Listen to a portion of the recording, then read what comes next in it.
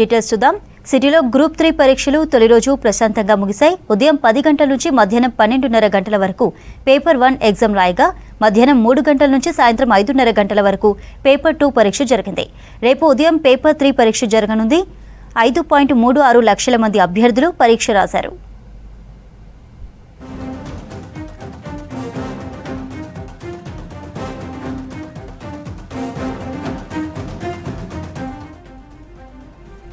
ఉదయం ఎగ్జామ్ టైంకి గంటన్నర ముందుగా అభ్యర్థులను పరీక్షా కేంద్రాల్లోకి అనుమతించారు అధికారులు. పరీక్ష టైంకు అరగంట ముందే గేట్లు మూసివేశారు. చాలా మంది అభ్యర్థులు ఆలస్యంగా రావడంతో పరీక్షా కేంద్రంలోకి అనుమతించలేదు అధికారులు. దీంతో వాళ్ళు నిరాశతో తిరిగి వెళ్లారు.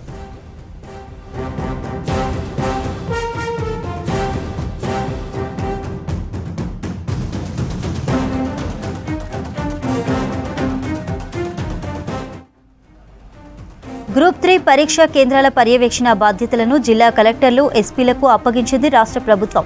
పరీక్షా కేంద్రాలను స్వయంగా తనిఖీ చేయాలని ఆదేశించింది.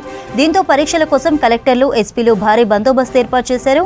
అన్ని కేంద్రాల్లో సీసీ కెమెరాలు ఏర్పాటు చేశారు.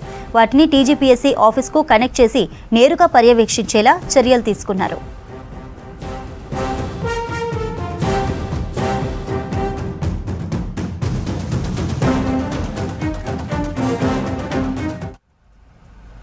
మేడ్చల్ జిల్లా జీడిమెట్లలో గ్రూప్ 3 పరీక్ష రాసేందుకు వెళ్లిన ఓ అభ్యర్థికి హెల్ప్ చేశారు ట్రాఫిక్ పోలీసులు. ఎగ్జామ్ రాసేందుకు పొరపాటున గౌతమి కాలేజ్ సెంటర్కు వెళ్లింది స్టూడెంట్.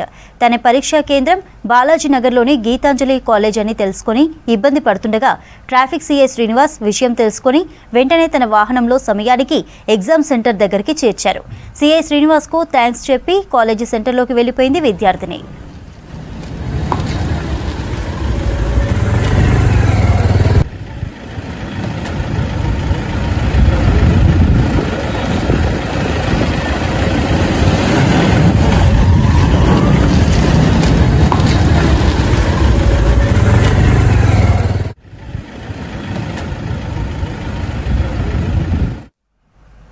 హైదరాబాద్లోని పలు ఏరియాల్లో మెడికల్ షాపులపై డ్రగ్ కంట్రోలర్ అధికారులు దాడులు నిర్వహించారు. సికింద్రాబాద్, సీతాఫల్ మండి, ఉప్పల్, రామంతాపూర్లోని మెడికల్ షాపుల్లో రైడ్స్ చేశారు. గాయత్రి మెడికల్ అండ్ జనరల్ స్టోర్స్లో అవుట్డేటెడ్ మెడిసిన్ను గుర్తించినట్లు తెలిపారు అధికారులు. గడువు పూర్తయిన ఇమ్యూనిటీ బూస్టర్లు, కంటికి సంబంధించిన ఆయింట్మెంట్లు, కాస్మెటిక్స్తో పాటు 45 రకాల డ్రగ్స్ను సీజ్ చేశామన్నారు డ్రగ్ కంట్రోల్ అధికారులు.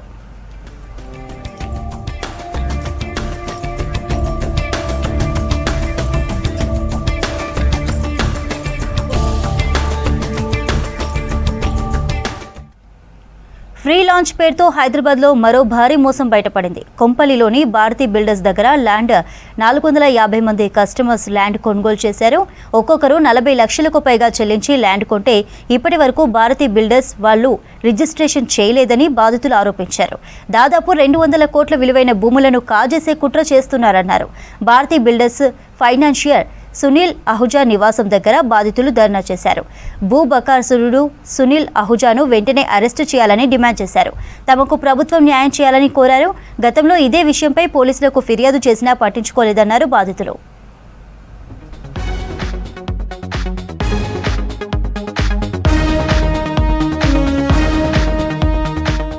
ఆమె రిటైర్డ్ ఎన్ఆర్ఎస్ఏ ఇస్రో ఎంప్లాయీ.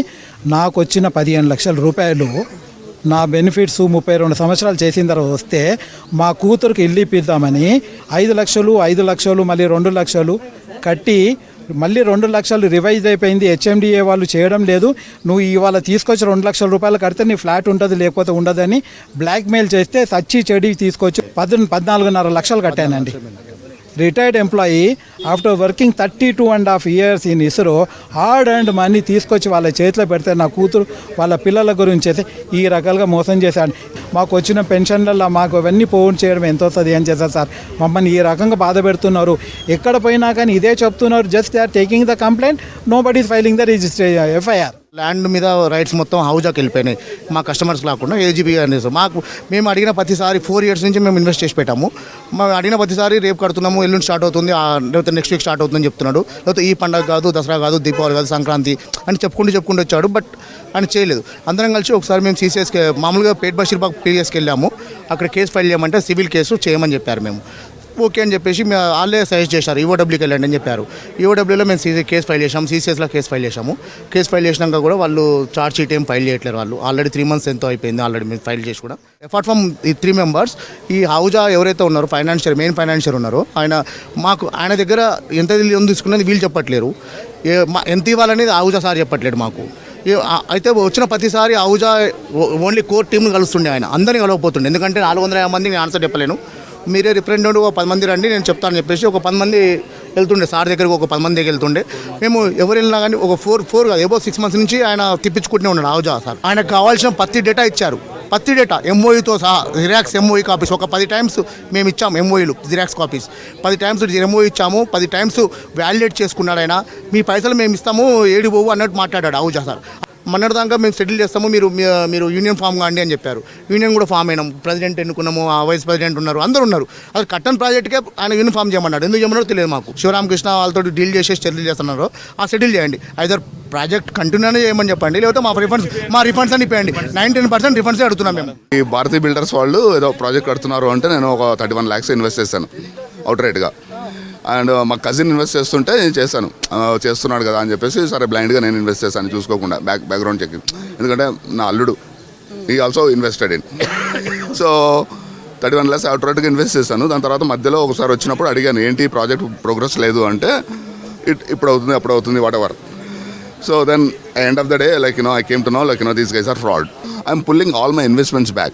నేను ఒక మెసేజ్ పాస్ చేస్తాను, నేను ఒక సోషల్ మీడియాలో యూఎస్లో ఒక మెసేజ్ పాస్ చేస్తాను ఎన్ఆర్ఐస్కి, do not invest in Hyderabad because there is a lot of fraud happening. So I'm passing a message to Revanth Reddy, if you don't resolve this, I am going to make a big voice, not here in US. I'm going to make a big voice, I'm going to create a social media to do my effort. Do not put a penny in Hyderabad, do not invest because it's happening a lot of fraud. They put all the retirement money. Okay, ఇప్పుడు రేవంత్ రెడ్డి గారికి CM గారికి నేను చెప్తున్నాను, if you can not put behind bars or do justice for the people, what is the why NRIs are going to invest? రూపాయి పోగేసి ఏదో సొంత ఇంటిని సాకారం చేసుకుందామని చెప్పేసి ఆశతో ఇక్కడ 4 years క్రితము 20 lakhs కట్టాము. ఇంత మట్టుకు అక్కడ బిల్డింగు లేదు, ఒక రూపాయి లేదు, పోలీస్ స్టేషన్ల చుట్టూ ఇట్లా అన్ని చోట్లకి తిరుగుతున్నాము, కానీ మాకు న్యాయం జరగట్లేదు. మాకు న్యాయం జరగాలి, మా డబ్బులు మాకు ఇప్పించాలి, అది మేము కోరుకునేది. 2020 October ఆ రోజుకి అక్కడ ఓన్లీ వీళ్ళు కొంత అమౌంట్ ఇచ్చి అగ్రిమెంట్ చేయించుకున్నారు. సో మేము ఇచ్చినటువంటి అమౌంట్తో వాళ్ళు తర్వాత రిజిస్ట్రేషన్ చేయించుకున్నారు. రిజిస్ట్రేషన్ చేయించుకొని మేము వితిన్ 6 monthsలో మేము ప్రాజెక్ట్ స్టార్ట్ చేస్తాము, 2.5 yearలో మీకు కట్టిచ్చేస్తామని చెప్పేసి అగ్రిమెంట్ చేయించారు మేడం, ఎంఓయూ చేయించారు. చేయించిన తర్వాత వీళ్ళు ఏం చేశారంటే ఈ ఆహుజా ఆయన దగ్గర వడ్డీకి అమౌంట్ తీసుకొని తర్వాత మేము ఇచ్చిన ఆ డబ్బుల్ని తీసుకొని వేరు ప్రాజెక్టులలో ఇన్వెస్ట్ చేసి, అంటే డిఫరెంట్ ప్రాజెక్ట్స్లో ఇన్వెస్ట్ చేసినారు అనమాట. చివరకు 2 years 3 years అయిపోయింది. ఒకరోజు వచ్చేసి సడన్గా ఇది నాది సైట్ అని చెప్పేసి ఆహుజా వచ్చేసి అక్కడ బోర్డు పెట్టేసినాడు. తర్వాత మేము వెళ్ళి భారతీ బిల్డర్ ఆఫీస్, వాళ్ళు 3 ఉన్నారు మేడం, పొన్నారే, నాగరాజు, శివరామకృష్ణ అని చెప్పేసి. ఈ 3 ఫ్రాడ్స్. వీళ్ళు 3 ఏం చేశారంటే లేదు మేము మాట్లాడతాము, మేము జస్ట్ ఏజీపీ చేయించినాము ఆయనకు, మేము తొందరలోనే మీకు సెటిల్ చేస్తామన్నారు. 200 members వెళ్ళి ముందు కేసు ఫైల్ చేసినాము, సిసిఎస్ ఆఫీస్లోకి వెళ్ళి 200 members వెళ్ళి రిప్రజెంటేషన్ ఇచ్చి సార్ ఇంత దారుణంగా అవుతుంది, 450 మంది కొన్ని కోట్ల రూపాయల డబ్బులు మేము ఇన్వెస్ట్ చేసినాము, ఇంత మోసం చేసినాడు, లాస్ట్ 1 year నుంచి మేము పోలీసు వాళ్ళని కన్సల్ట్ చేసినాం, అందరినీ చేసినాము, ఇప్పుడు మీ దగ్గరకు వస్తున్నాం మీరు అంటే చేస్తామని చెప్పారు. తర్వాత మళ్ళీ వెళ్ళాము 1 monthకు, వెళ్తే లేదు మీకు 15 daysలో మీకు ఫైల్ అవుతుందన్నారు. దాదాపు 2.5 months అయింది మేడం. ప్రతి ఒక్క వ్యవస్థను మేనేజ్ చేస్తున్నాడు మేడం, ప్రతి ఒక్క వ్యవస్థను మేనేజ్ చేస్తున్నాడు. ఎందుకంటే వీడు ఇచ్చే డబ్బు మా దగ్గర తీసుకుని ఇవ్వాల్సింది ఎక్కువ, వాళ్ళకి మేనేజ్ చేస్తే తక్కువ ఇవ్వాల్సి ఉంటుంది. కాబట్టి ప్రతి ఒక్క వ్యవస్థను మేనేజ్ చేసి మాకు అసలు ఈరోజు రెస్పాండే లేదు మేడం. ఈ 3లో ఎవరు 3 కనిపించారు, ఈయన కనిపించరు, ఎవరు సమాధానం చెప్పరు. నేనైతే ఫిజికల్ ఛాలెంజ్ పర్సన్, ఎన్నిసార్లు బస్సులతో పర్సనల్ టైం వేస్ట్. మాకు ఇక్కడ ఇన్వెస్ట్ చేసిన దానికంటే హాఫ్ ఆఫ్ ద అమౌంట్ మేము తిరగడానికి పెట్టాము, హాఫ్ ఆఫ్ ద అమౌంట్ మేము మన పర్సనల్ లీవ్స్ పెట్టుకొని వీళ్ళ కోసం తిరగడానికి పెట్టాము. రేవంత్ రెడ్డి అన్న, ఇంత దారుణంగా మీ ప్రభుత్వంలో ఇంత అన్యాయం జరుగుతుంటే చూసేవాడు లేరు. మీరు వస్తే ఏదో మార్పు చేస్తారు, అది చేస్తాం ఇది చేస్తామన్నారు. ఇంత ఫ్రాడ్ను అరెస్ట్ చేసేటటువంటి దీనస్థితిలో మీ ప్రభుత్వం ఉంది. మీరే హైదరాబాద్లో కార్తీక మాసం సందర్భంగా వనభోజనాల సందడి నెలకొంది. శైవ వైష్ణవ ఆలయాలకు భక్తులు పోటెత్తుతున్నారు. ఇక ఈ మాసంలో సిటీలో సామూహిక భోజనాలు చేయడం ఆనవాయితీగా వస్తోంది. వనంలోకి బంధుమిత్రులతో ఉసిరి చెట్టు కింద భోజనాలు చేస్తే దోషాలు తొలగుతాయని ప్రజలు విశ్వసిస్తారు. చిన్న పెద్ద కలిసి ఆటపాటలు, సాంస్కృతిక కార్యక్రమాలతో నచ్చిన వంటకాలు తింటూ ఎంజాయ్ చేస్తుంటారు. సిటీలో కార్తీక మాస వనభోజనాలపై మరిన్ని విషయాలు హరిత అందిస్తారు. రాష్ట్రాల్లో కార్తీక మాసం సందడి కొనసాగుతోంది. ముఖ్యంగా కార్తీక మాసంలో ప్రత్యేక పూజలతో పాటు వనభోజనాలకు చాలా ప్రాధాన్యత ఇస్తుంటారు. ముఖ్యంగా హిందువులు ఎంతో పవిత్రంగా భావించే కార్తీక మాసంలో ఇటు శివభక్తులు కావచ్చు, విష్ణు భక్తులు పెద్ద ఎత్తున ఇటు ఉపవాస దీక్షలు చేస్తుంటారు. దాంతోపాటు ఆలయాలకు వెళ్ళడం కావచ్చు. దాంతోపాటు ముఖ్యంగా వనభోజనాలకు కూడా చాలా ఇంపార్టెన్స్ ఉంటుంది. అందరూ ఒకే చోట కలిసి భోజనాలు చేయడం అనేది వనభోజనాల ప్రాముఖ్యత. అయితే ప్రజెంట్ మనము ఇక్కడ హైదరాబాద్లోని పుప్పాలగూడ అల్కాపురి కాలనీలో ఉన్నాము. ఇక్కడ వైష్ణవ ఆర్యవైశ్య అఫీషియల్స్ ఆధ్వర్యంలో వనభోజనాలు నిర్వహిస్తున్నారు. ఇక్కడ మహిళలతో కూడా మాట్లాడదాం ఎలా ఉంది అని. చెప్పండి, ఎవ్రీ ఇయర్ కార్తీక మాసం వచ్చిందంటే వనభోజనాలకు వెళ్తారు, కానీ విలేజ్లో ఎక్కువగా సందడి ఉంటుంది. హైదరాబాద్లో ఎట్లా చేసుకుంటున్నారు? హైదరాబాద్లో ఏంటి అంటే మేము ఒక కమ్యూనిటీ, ఆర్యవైశ్య కమ్యూనిటీ, మేము అందరం ఒక గ్రూప్గా ఏర్పడి ఒక 1 month నుండి అందరం గ్యాదర్ అయ్యి వీటికి ఏర్పాట్లు చేస్తూ అండ్ ఒక డే ఫిక్స్ చేసుకుంటాం. అందరికీ వీలుగా అందరు ఒపీనియన్స్ తీసుకుంటారు. అందులో మా హెడ్ ఎవరైతే ఉన్నారో తీసుకొని ఆ రోజు అందరం ఏంటి అంటే మార్నింగ్ కార్తీక మాసంలో మెయిన్ ఉసిరి చెట్టుకి పూజ చేయడం, తులసి చెట్టుకి పూజ చేయడం, శివుడికి అభిషేకం అనుకోండి, అక్కడ దీపాలు వెలిగించుకోవడం అండ్ అందరం కలిసి వనభోజనాలు చేయడం.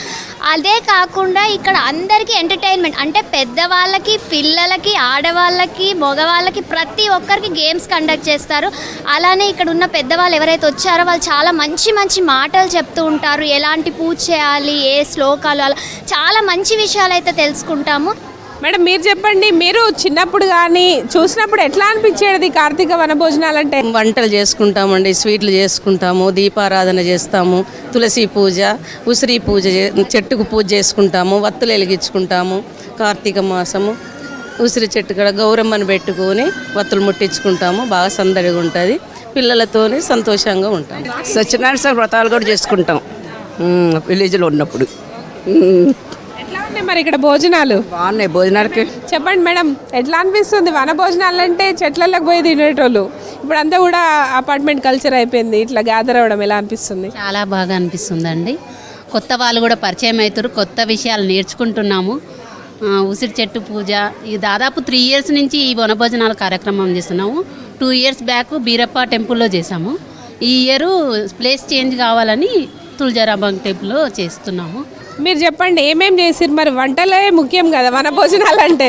రోజు మీ ఇంట్లో చేసుకునే వాటికంటే వీటికి ఎట్లా ఉంది? ఈ ఇయరే వచ్చామండి. మా ఫ్రెండ్ ఎవ్రీ ఇయర్ పిలుస్తుంది రండి అని, కానీ వేరే వేరే దగ్గరికి వెళ్తుంటాం. ఈ ఇయర్ ఇటు వద్దామని ఇటు వచ్చాము. ఫస్ట్ రాగానే ఉసిరి చెట్టు కింద దాత్రి పూజ చేశాము. తులసి చెట్టు పూజ, దాత్రి పూజ చేసేసి అక్కడ అందరం దీపాలు వెలిగించుకున్నాము. తర్వాత అంత పెద్దవాళ్ళు మంచి మంచి ఆధ్యాత్మికంగా అన్నీ చెప్పారు మాకు. ఏం చదవాలి, ఏం చేయాలి, రోజు ఎలా చేయాలి, ఏంటి, ఎన్నింటికి లెగాలి, ఆ టైంలో లెగిస్తే ఏంటి మనకి బెనిఫిట్స్, అవన్నీ ఎక్స్ప్లెయిన్ చేశారు మాకు. లేడీస్ అందరు ఒక చోట చేరి ఆడి పాడి వంటలు చేస్తుంటారు, కానీ ఇప్పుడు ఆ ట్రెండ్ మారింది కదా, ఎట్లా ఉంది సార్? లేడీస్ అని కాదు, ఇది మొత్తం ఫ్యామిలీస్ గెట్ టుగెదర్. ఇది సంవత్సరానికి ఒకసారి కార్తీక మాసం జరిగేది. ప్లస్ ఇది 3rd year ఈ Aryavysya officials and professionals association తరఫున జరిగేది. సార్ మీరు చెప్పండి, ఈ వనభోజనాల ప్రాముఖ్యత ఏంటి సార్? ఈ 12 నెలల కాలంలో కార్తీక మాసం ఉన్నటువంటి ప్రత్యేకత ఏ నెలలో ఏ మాసం కూడా లేదు. ఈ నెలలో స్త్రీలు ఉదయం 4 గంటలకే లేచి పవిత్ర తలస్నానం చన్నీళ్లతో చేసి తులసి మాతకి దీపం పెట్టి ఈ నెల రోజులు సాధనలో ఉంటారు. ఆ రకంగా ఈ మాసంలో ప్రతి ఒక్క స్త్రీ కూడా కేదారేశ్వర వ్రతాన్ని కూడా తన ఇంట్లో ఆచరించుకుంటుంది. ఈరోజు గ్రామాల్లోకి మీరు వెళ్తే ప్రతి పల్లెలో కూడా రంగులు వేసుకొని ఈ నెల రోజుల్లో 30 రోజుల్లో ఏదో ఒక రోజు నోము నోచుకుంటారు. స్త్రీలందరూ కులాలకు అతీతంగా ప్రతి ఇంట్లో కూడా నోము నోచుకుంటుంటారు. అదేవిధంగా ఈ యొక్క సంవత్సరం ఈ నెలలో ఇంటిని శుభ్రపరచుకొని రంగులు కూడా వేసుకుంటారు, సున్నాలు కూడా వేసుకుంటారు. అలాగే వ్యాపార సంస్థల్లో కూడా లక్ష్మీ పూజన చేసుకుంటారు. అదేవిధంగా కార్తీక మాసంలో కార్తీక పౌర్ణమి రోజు స్త్రీలు దీపాలను వెలిగించుకుంటారు. ఆకాశ దీపమని, జ్వాలా దీపమని లక్షలాదిగా స్త్రీలు దీపాలను వెలిగించుకుంటారు. అన్ని రకాల వంటలు చిన్నపిల్లలు పెద్దవాళ్ళు తినే విధంగా చెప్పండి. ఎట్లా ఉన్నాయండి ఇక్కడ వనభోజనాల ఏర్పాట్లు? ఏమేమి వంటలు చేశారు? మనకి అన్ని రకాల వంటలు ఉన్నాయండి. వడ, గ్యారె, చెనా, బిర్యానీ, దోసకాయ chutney, kurma, what not, we have everything. అన్ని మన తెలుగు భోజనాలు అన్నీ నిండుగా ఉన్నాయి. ఇప్పుడు వనభోజనాలు అంటే అందరు కలిసి ఉండాలి, కానీ ఇప్పుడు ఆ సిచ్యువేషన్ లేదు. క్యాటరింగ్ ద్వారా చేసుకుంటున్నారని తెలుస్తుంది. ఎట్లా ఉందండి? ఎంతమందికి ఆర్డర్ ఇచ్చారు? ఎలా ఉంది?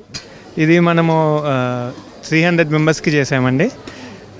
ఇప్పుడు ఉన్న పరిస్థితుల్ని బట్టి మనము క్యాటరింగ్కి వెళ్ళాల్సి వస్తుంది. కానీ ఒకప్పటిలాగా అందరూ కలిసి చేసుకొని చేయాలంటే ఇప్పుడు మన ఎంప్లాయ్మెంట్సే కానీ అందరు టైం బేస్డ్ ఆన్ అన్ని సిచ్యువేషన్స్ని బట్టి క్యాటరింగ్ చేయాల్సి వచ్చింది. బట్ రాను రాను మనం అందరం కలిసి చేసుకునేలా కూడా ప్రయత్నించాలి.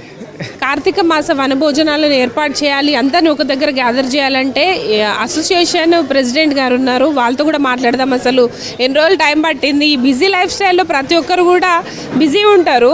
ఇట్లా వనభోజనాల కార్యక్రమం ఏర్పాటు చేస్తున్నాం అన్నప్పుడు వాళ్ళ నుంచి రెస్పాన్స్ కానీ ఎట్లా ఉంది? అంటే ఇదంతా మేము ఒక 1 మంత్ నుంచి అనుకుంటామండి. మానవ సేవయే మాధవ సేవ అనేది ముందు ఇంపార్టెన్స్ ఇస్తాము. సో ఆ పార్ట్ ఆఫ్ ప్రోగ్రామ్స్లో ఇదొక ప్రోగ్రామ్ పెట్టుకున్నాము.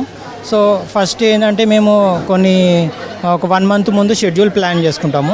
ఏం చేద్దాము, ఎలా చేద్దామని, ఎక్కడ చేద్దాము, ఎక్కడైతే మనకు ఉసిరి చెట్టు అవన్నీ ఉన్నాయో లేదో చూసుకోవాలి. లేడీస్కి సపరేట్, జెంట్స్కి సపరేట్ గేమ్స్, ఆటపాటలు ఇవన్నీ పెడుతున్నారు. ఎట్లా ఉంది? ముందు 1 మంత్ ముందే షెడ్యూల్ చేసుకుంటాం కదా, అప్పుడే డిసైడ్ చేస్తాం ఏమేమి చేద్దామని.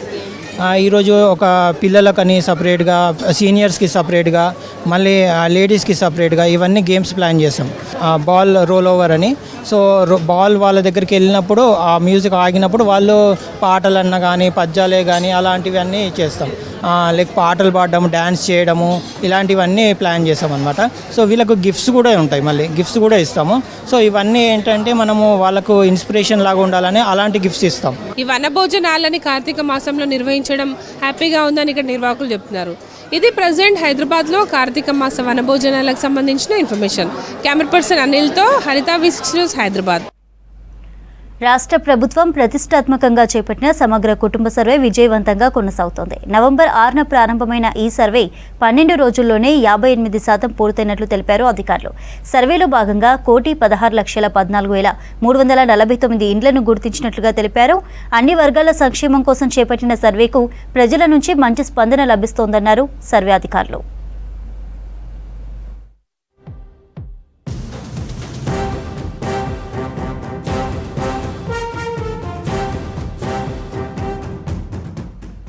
జిల్లాల్లో సర్వేలో ములుగు 81.1%, నల్గొండ 81.4%తో ముందంజలో ఉన్నాయి. జనగాం 77.6%, మంచిర్యాల 74.8%, పెద్దపల్లి జిల్లాలో 74.3% కుటుంబ సర్వే పూర్తయినట్లు తెలిపారు అధికారులు. జనసాంద్రత ఎక్కువగా ఉన్న గ్రేటర్ హైదరాబాద్ సిటీలో 38.3% సర్వే పూర్తయింది. రాష్ట్ర వ్యాప్తంగా 87,807 మంది ఎన్యూమరేటర్లు సర్వేలో పాల్గొన్నారు.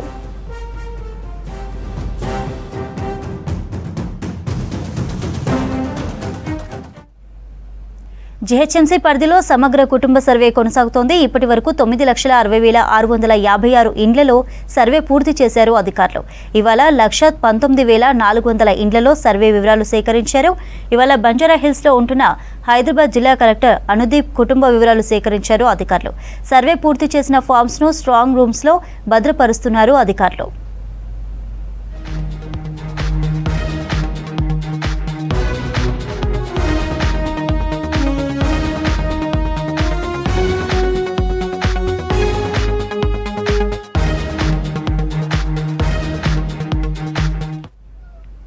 మాలలపై చిన్న చూపును తిప్పికొట్టాల్సిన అవసరం ఉందన్నారు చెన్నూరు ఎమ్మెల్యే గడ్డం వివేక్ వెంకటస్వామి. హైదరాబాద్ గండిపేటలో రాజ్ ఉస్తాద్ ఏర్పాటు చేసిన సమావేశంలో ఆయన పాల్గొన్నారు. మాలలు ఐక్యంగా నిలబడాలన్నారు. జాతి కోసం తన వంతు బాధ్యతగా బయటకు వచ్చి పోరాడుతున్నానన్నారు. డిసెంబర్ 1న హైదరాబాద్లో జరగనున్న మాలల మహాగర్జనను విజయవంతం చేయాలని పిలుపునిచ్చారు. ఎస్సీ వర్గీకరణపై అమిత్ షాను సైతం వ్యతిరేకించారన్నారు. సీఎం రేవంత్ రెడ్డితో వర్గీకరణపై మాల ఎమ్మెల్యేలందరూ కలిసి మాట్లాడామన్నారు ఎమ్మెల్యే వివేక్.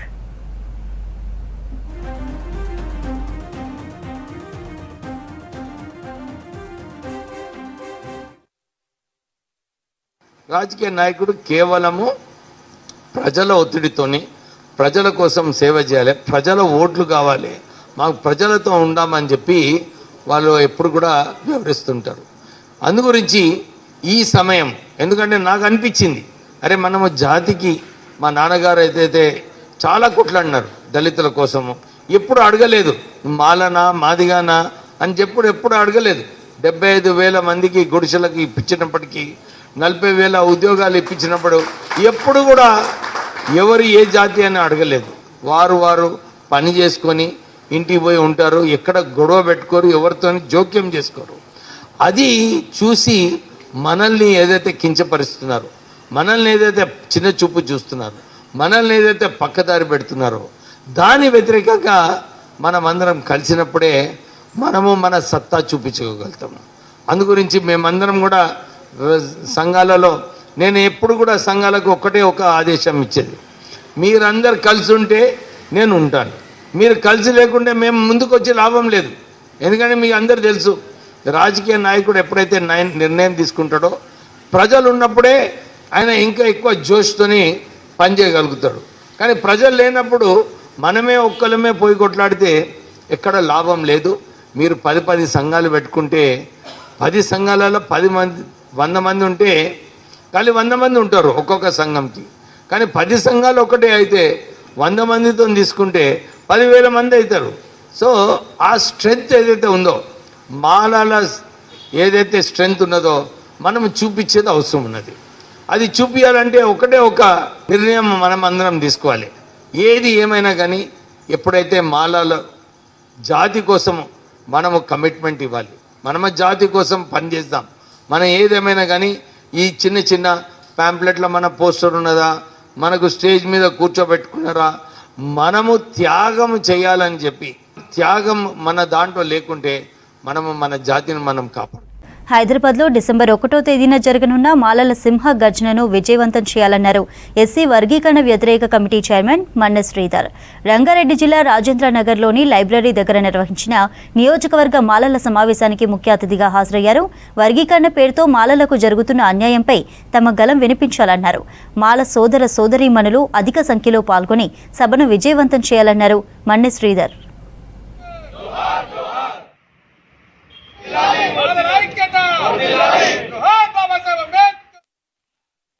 ఈరోజు బస్తీ బాట కార్యక్రమంలో రాజేంద్ర నగర్ రావడం జరిగింది. డిసెంబర్ 1వ తారీఖు జరిగే మాలల సింహగర్జనకి పెద్ద ఎత్తున అన్ని జిల్లాల నుంచి మరియు అన్ని బస్తీల నుంచి మాలలు ఎక్కువ మంది తరలి రావాలని చెప్పి మేము బస్తీ బాట చేపడుతున్నాం. ఎందుకంటే ఈ సభ కనివిని ఎరగని రీతిలో జరుగుతుంది. ఎందుకంటే ఈ ఒక్క సభకి మోడీ రాడు, అమిత్ షా రాడు, చంద్రబాబు రాడు, మొత్తం మాల జాతి మొత్తం 1వ తారీఖు పరేడ్ గ్రౌండ్లో కనిపిస్తుంది. హైదరాబాద్ మరో అంతర్జాతీయ ఫుట్బాల్ మ్యాచ్కు వేదిక కానుంది. రేపు మలేషియా భారత్ల మధ్య ఇంటర్నేషనల్ ఫ్రెండ్లీ మ్యాచ్ జరగనుంది. ఇందుకోసం ఫుట్బాల్ ఫెడరేషన్, తెలంగాణ క్రీడా ప్రాధికార సంస్థ అన్ని ఏర్పాట్లు పూర్తి చేసింది. ఇప్పటికే ఇరు జట్ల క్రీడాకారులు హైదరాబాద్ చేరుకొని సాధన చేస్తున్నారు. రేపు సాయంత్రం సీఎం రేవంత్ రెడ్డి మ్యాచ్ను ప్రారంభించనున్నారు. మ్యాచ్ను తిలకించేందుకు సుమారు 15,000కు పైగా ప్రేక్షకులు వచ్చే అవకాశం ఉన్నందున అందుకు అనుగుణంగా భద్రతా ఏర్పాట్లు చేయనున్నారు.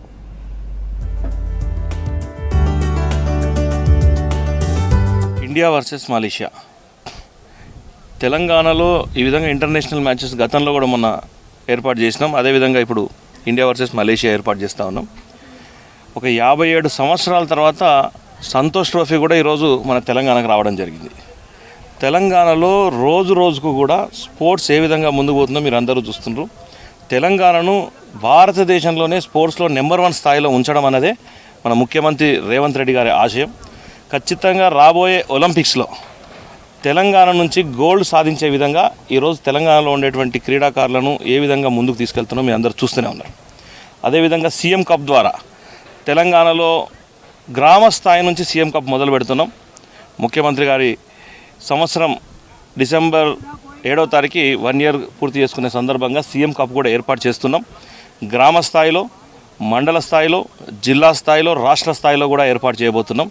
దానివల్ల గ్రామ స్థాయిలో ఉండేటువంటి ఎంతోమంది, ఇప్పుడు దీప్తిని చూశారు, మీరు నిక్కన్ చూశారు, గ్రామ స్థాయి నుంచి వచ్చిన వాళ్ళందరూ ఒలింపిక్స్ దాకపోయినారు. అటువంటి క్రీమ్ ఎంతమంది పిల్లలు ఎంతమంది ఉన్నారో అటువంటి ఆనిముత్యాలందరినీ ఈరోజు దాదాపు వారందరినీ ప్రతి డిసిప్లిన్కి ఒక 10 మెంబర్స్ని అట్లా తీసుకొని వాళ్ళని అకాడమీలో ఏర్పాటు చేసి పెద్ద ఎత్తున రాబోయే రోజుల్లో వాళ్ళందరినీ ఒక షార్ప్గా తయారు చేసి వారందరికీ కూడా అకాడమీలో ఏర్పాటు చేసి నెక్స్ట్ నేషనల్లో ఇంటర్నేషనల్లో పంపించే విధంగా ఈరోజు తెలంగాణ ముందుకు పోతుంది. గోవును జాతీయ ప్రాణిగా ప్రకటించాలనే డిమాండ్తో 5K రన్ నిర్వహించనున్నారు. శ్రీ దక్షిణేశ్వర్ కేదార్నాథ్ టెంపుల్ ట్రస్ట్ ఆధ్వర్యంలో రన్ ఫర్ గోమాత పేరిట గోమారథన్ జరగనుంది. డిసెంబర్ 15న నెక్లెస్ రోడ్లో ఉదయం 6 గంటలకు కార్యక్రమం ప్రారంభం కానుందని శ్రీ దక్షిణేశ్వర్ కేదార్నాథ్ టెంపుల్ ట్రస్ట్ మేచల్ సర్వదళ గో రక్షణ మండలి జాతీయ అధ్యక్షులు జైపాల్ సింగ్ నయాల్ తెలిపారు.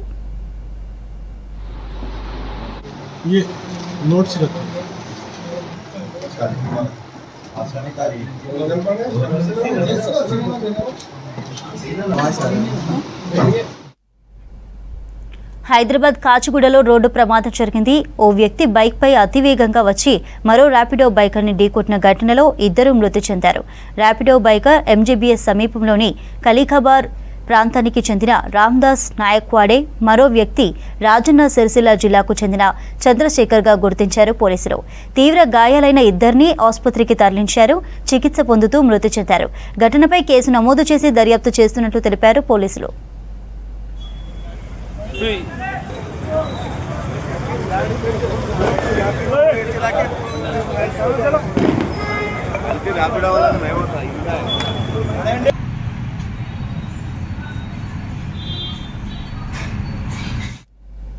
తెలుగువారిపై వివాదాస్పద వ్యాఖ్యలు చేసిన కేసులో నటి కస్తూరికి రిమాండ్ విధించింది చెన్నై ఎగ్మోర్ కోర్టు.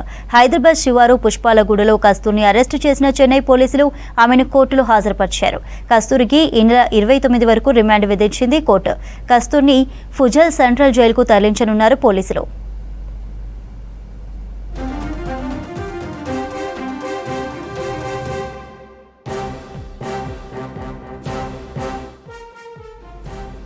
ఓ సమ్మేళనంలో పాల్గొన్న కస్తూరి తెలుగు మహిళలపై అనుచిత వ్యాఖ్యలు చేశారు. తెలుగువారు తమిళనాడులో రాణులకు సేవ చేయడానికి వచ్చి ఇక్కడ స్థిరపడ్డారంటూ తెలుగు మహిళలపై అనుచిత వ్యాఖ్యలు చేశారు కస్తూరి. ఈ వ్యాఖ్యలపై పలు పోలీస్ స్టేషన్లలో కేసులు నమోదయ్యాయి.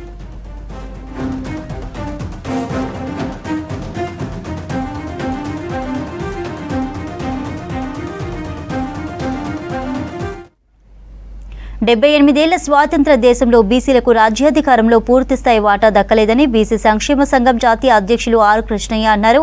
ఇప్పటి వరకు 120 సార్లు రాజ్యాంగ సవరణలు జరిగాయని, కానీ బీసీల వాటా కోసం ఒక్కసారి కూడా రాజ్యాంగ సవరణ జరగలేదన్నారు. దేశ జనగణనలో కులగణన చేపట్టాలని డిమాండ్ చేస్తూ ఈ నెల 25న రవీంద్ర భారతిలో బీసీల సమరబేరీ నిర్వహిస్తున్నట్లు తెలిపారు. ఈ కార్యక్రమానికి పార్టీలకు అతీతంగా బీసీలు పాల్గొనాలని ఆర్ కృష్ణయ్య పిలుపునిచ్చారు.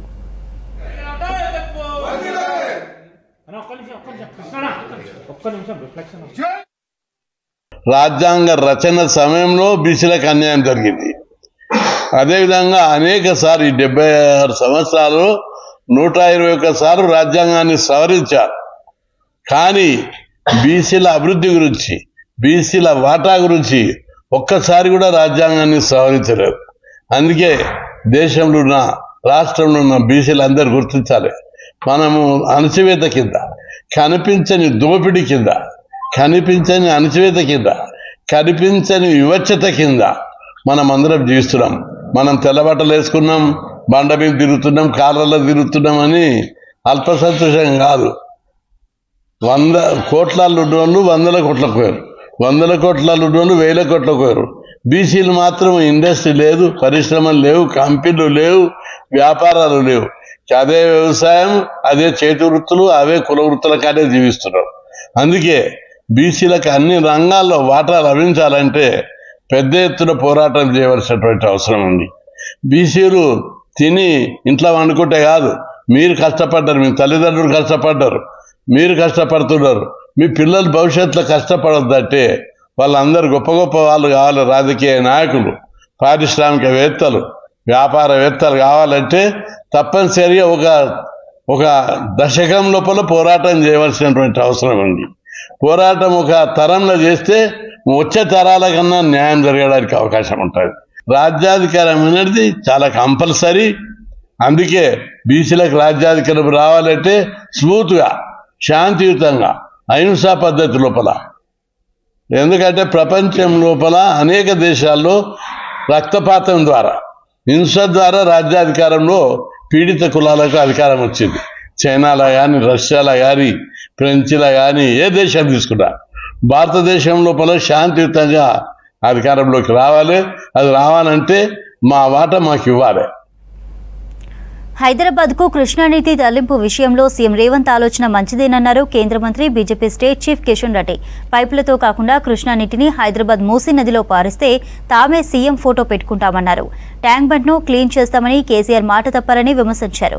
సీఎం రేవంత్ అయినా ట్యాంక్ బండ్ను క్లీన్ చేయించాలన్నారు కిషన్ రెడ్డి. భారతీయ జనతా పార్టీ ద్వారా మూసీ పారివాహక ప్రాంతాల్లో నివాసం ఉంటున్నటువంటి పేద ప్రజలపైన రాష్ట్ర ప్రభుత్వము ఏదైతే యుద్ధం ప్రకటించిందో, పేద ప్రజల ఇళ్లపైన బుల్డోజర్ ఎక్కిస్తామో, అడ్డం వచ్చిన వాళ్ళని తొక్కిస్తాము అనేదైతే ప్రభుత్వము ప్రకటించిందో, ఈ నేపథ్యంలో ఇక్కడ ఉండేటువంటి ప్రజలు అనేక రకాల భయానకమైనటువంటి పరిస్థితుల్లో ఉన్నారు. ఎప్పుడు బుల్డోజర్ వస్తుందో ముఖ్యమంత్రి గారు స్వయంగా చెప్పారు కాబట్టి, ఎప్పుడు బుల్డోజర్ వస్తుందో, ఎప్పుడు మా ఇల్లు కూలుస్తారో అనేటువంటి భయంతో ఇక్కడ ప్రజలు ప్రాణాలు అరచేతిలో పెట్టుకొని బతుకుతున్నారు. ఇక్కడ అనేక నిజాంపేట్ కార్పొరేషన్ పరిధిలో బంగారు మైసమ్మ దేవాలయం దగ్గర ఆర్యవైశ్య కులస్తులు కార్తీక వనభోజనాలు ఏర్పాటు చేశారు. ఆర్యవైశ్య సంఘం ఏర్పాటు చేసిన వివిధ కార్యక్రమాల్లో భారీ సంఖ్యలో మహిళలు, వృద్ధులు, చిన్నారులు పాల్గొన్నారు. అక్కడ ఏర్పాటు చేసిన కల్చరల్ ప్రోగ్రాంలో చిన్న పెద్ద తేడా లేకుండా పాల్గొన్నారు. కార్యక్రమంలో కుత్బుల్లాపూర్ ఎమ్మెల్యే కేపీ వివేకానంద గౌడ్, రాష్ట్ర ఆర్యవైశ్య కార్పొరేషన్ చైర్పర్సన్ కాల్వ సుజాత పాల్గొన్నారు. ఆర్యవైశ్య కులస్తుల సమస్యల పరిష్కారానికి తన వంతు కృషి చేస్తానన్నారు కాల్వ సుజాత.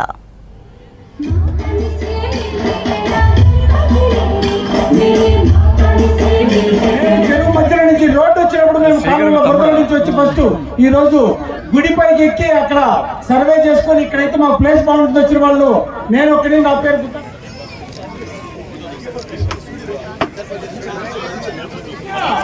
అక్కొచ్చింది పెద్ద పండుగ గట్టిగా చప్పట్లతో ఎంకరేజ్ చేయాల్సిందిగా కోరుతున్నాము. వెనక నుంచి అందరూ జిందాబాద్ కలసి జాతక, జిందాబాద్ జిందాబాద్ కలసి జాతక, జిందాబాద్ జిందాబాద్, జై వాసవి, జై వాసవి, జై జై వాసవి, జై జై వాసవి. ప్రగతి నగర్ ఆర్యవైశ్య సంఘం ప్రగతి నగర్ అంటేనే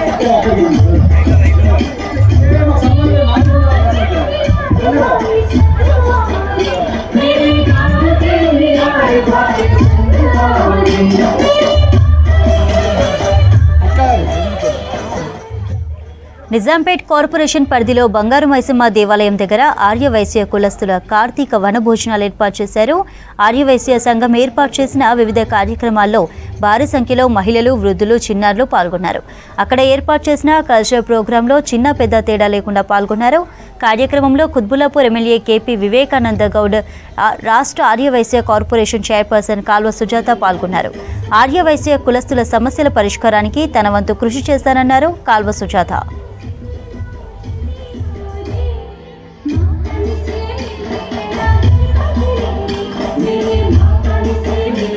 చెరువు మధ్యలో నుంచి రోడ్డు వచ్చినప్పుడు మేము కాలంలో బుర్ర నుంచి వచ్చి ఫస్ట్ ఈ రోజు గుడిపైకి ఎక్కి అక్కడ సర్వే చేసుకొని ఇక్కడైతే మాకు ప్లేస్ బాగుంటుంది వచ్చిన వాళ్ళు నేను ఒకటి నా పేరు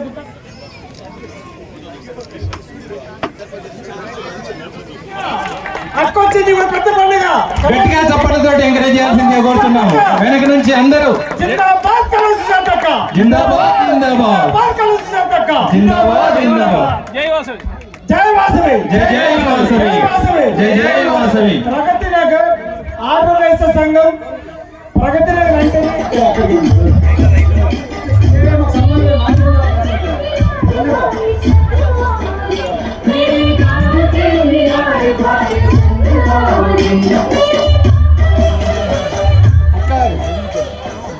మరి దానికి ప్రాతినిధ్యం గతంలో రేవంత్ రెడ్డి గారు వహించారు.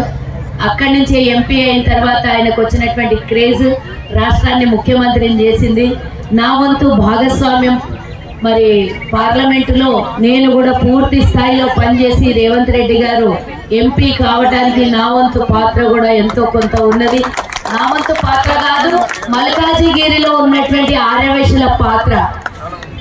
గెలిచినటువంటి ఓట్లలో భాగస్వామ్యం మన ఆర్యవైశ్యులది కూడా ఉంది అనడానికి ఎలాంటి సందేహం లేదు అనడానికి ఈరోజు తెలంగాణలో కాంగ్రెస్ ప్రభుత్వం ఏర్పడింది. మన ఎన్నో ఏళ్ల కళ సాకారం అయ్యింది. స్వతంత్రం వచ్చినప్పటి నుంచి ఇప్పటి వరకు ఆర్యవైశ్యులకు ప్రభుత్వ పరంగా చట్టపరంగా ఎలాంటి హక్కులు కూడా లభించలేదు. ట్యాక్సులు మనం కడుతున్నాం, రాష్ట్రం మన వల్ల నడుస్తుంది. అత్యధిక శాతం పన్నులు కట్టేది ఆర్యవైశ్యులే. దేశం మొత్తం ఎక్కడ చూసినా కూడా ఆర్యవైశ్యులే. పేర్లు, ఇంటి పేర్లు పక్కన ఉన్నటువంటి పేర్లు వేరువేరైనా ఆర్యవైశ్యుడే. బని అయినా, గుప్తా అయినా, శెట్టి అయినా, ఇంకేదైనా అగర్వాల్ అయినా, ఎవరైనా ఆర్యవైశ్యులే. దేశానికి ఆర్థికంగా ఆదుకొని నిలబడి నడిపించేవాడే ఆర్యవైశ్యుడు. ఇవి Hamara Hyderabad updates. Stay tuned to V6 news as it is.